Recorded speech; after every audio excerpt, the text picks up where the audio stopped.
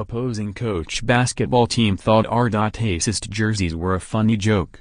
A youth basketball team, booted from an independent recreational league for racist and sexist jerseys, wore the same offensive jerseys during a December 17 game against Milford, according to that team's coach.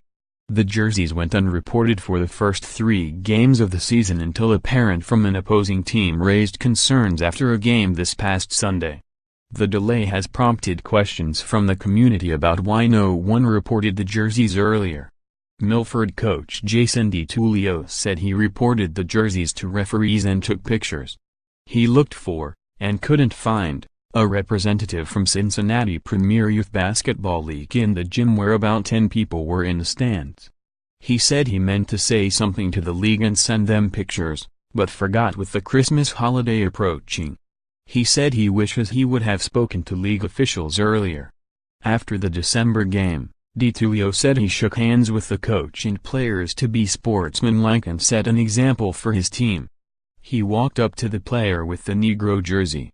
"I said that is so provocative and unacceptable," DiTullio said. "They just laughed.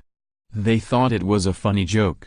DiTullio confronted the player wearing the jersey with "Coon" on the back.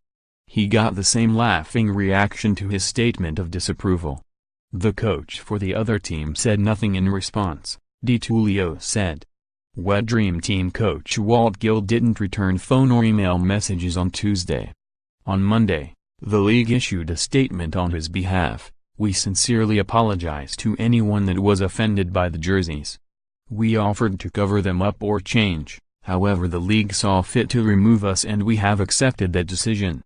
The team, officially known as Kingsville VBR, isn't operated by a school district, but pays to play in local gyms.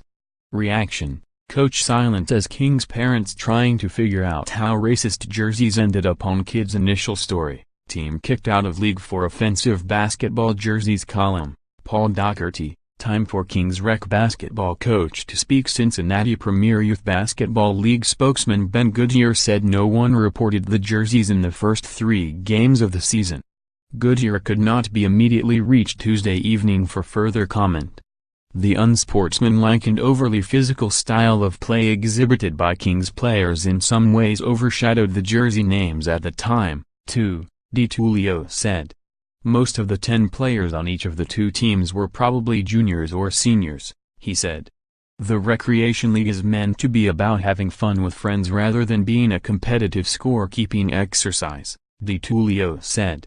A Milford player's nose was bloodied and another got a scratch on his face, DiTullio said. A Milford player who sometimes falls and isn't the best player was taunted with verbal insults from Kings on the court and a group of 5 teens in the stands. During the game, it became very physical, he said. The sportsmanship was very terrible. DiTullio said he focused on calming his players during and after the game. "Our guys, we started taunting back," DiTullio said. "I said that's not us.